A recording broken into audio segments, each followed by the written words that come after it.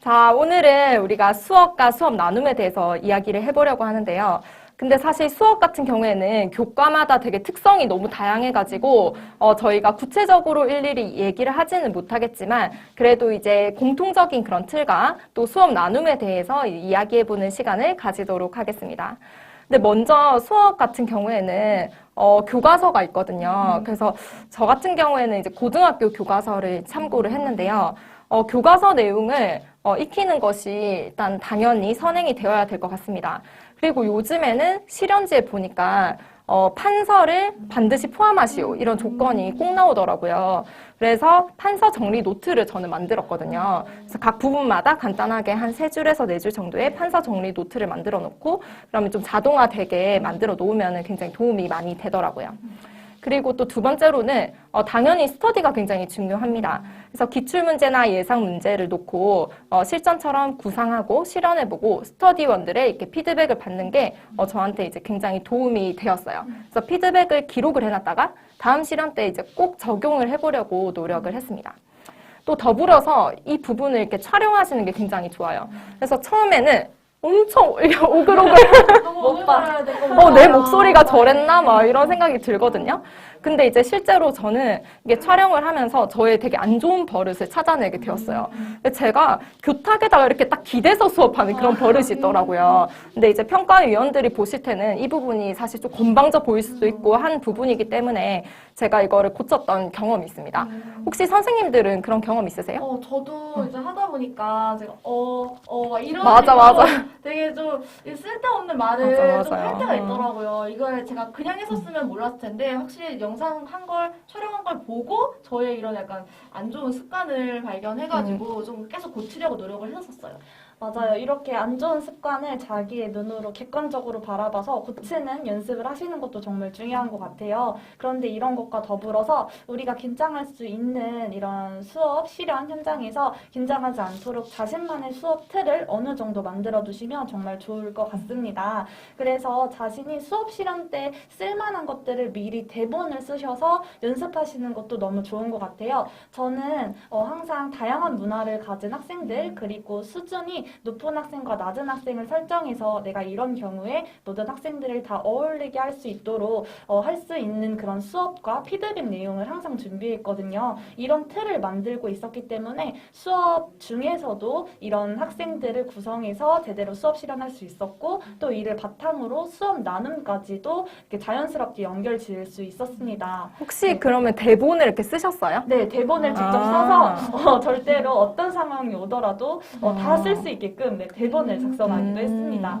그런데 뭐니 해도 우리가 엄청 수업을 잘해도 조건을 맞추지 못하면 맞아요. 소용이 없습니다. 감점이 되니까요. 그래서 무조건 조건을 맞추려는 노력을 꼭 하셔야 합니다. 15분이 진짜 짧거든요. 네. 바빠요. 그래서 조건만 맞추기도 사실 바빠요. 그래서 저는 조건을 절대 안 놓치기 위해서요. 구상지에 내가 달성해야 하는 조건은 형광펜으로 체크를 했습니다. 그리고 나서 실제로 이 구상지를 들고 할 때 내가 조건을 하나 맞췄으면 맞출 때마다 그 종이를 살짝 손으로 톱으로 찢어놨어요. 대박. 찢어놨어요. 진짜 꿀팁. 네, 그래서 그 부분이 너덜너덜해지면 나는 저거를 채웠구나 해서 다 끝났을 때는 종이가 완전히 너덜너덜해질 정도로 몰래 이렇게 살짝 했으니까 이렇게라도 조건을 맞추려는 노력을 꼭 하시면 좋을 것 같습니다. 네. 그런데 우리가 사람인지라 뭔가 실수하고 통째로 뭔가 넘어가 버릴 때가 있죠. 맞아요. 저도 이제 연습하고 이렇게 할 때, 그러니까 A 파트에서 이렇게 자료 A를 보여주고 그 다음 B로 넘어갔어야 했는데 그냥 A로 넘어가 버리고 B가 돼버린 거예요. 하다가 알게 된 거예요. 그래서 어떡하지 하다가 이제 마치 한 학생이 저한테 선생님 이거 자료 A 안 봤는데요 라고 이제 얘기하는 듯한 그런 이제 상황을 연출을 했어요. 그래가지고 누구야 정말 수업 열심히 듣고 있었구나 선생님 이걸 깜빡했네 하면서 이제 자연스럽게 그 조건 A를 충족을 시켰던 이제 경험이 있거든요. 그래서 이런 식으로 해서라도 나중에라도 혹시 알게 돼서 당황하지 말고 기지를 발휘해서 조건을 최대한 충족을 시키는 것도 제일 정말 중요한 것 같습니다. 그리고 이게 사실 사람들이 수업은 되게 신경을 많이 쓰고 연습도 많이 하거든요. 근데 수업 나눔에 대해서는 이게 생각보다 연습을 안 하는 경우도 있어요.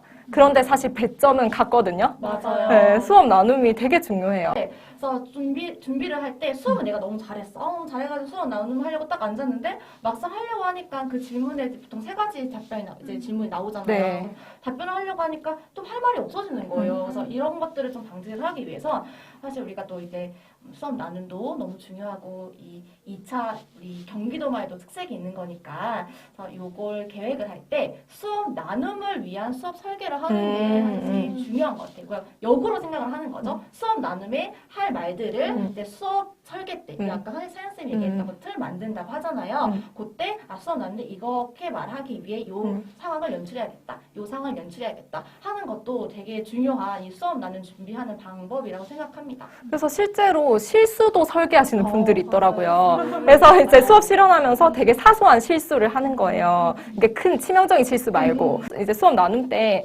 아까 자신의 수업에서 아쉬웠던 부분을 이야기하죠. 이런 문제가 되게 자주 나오거든요. 그래서 이제 아까 했던 그 실수를 언급을 하면서 이야기를 하시는 분도 저는 봤어요.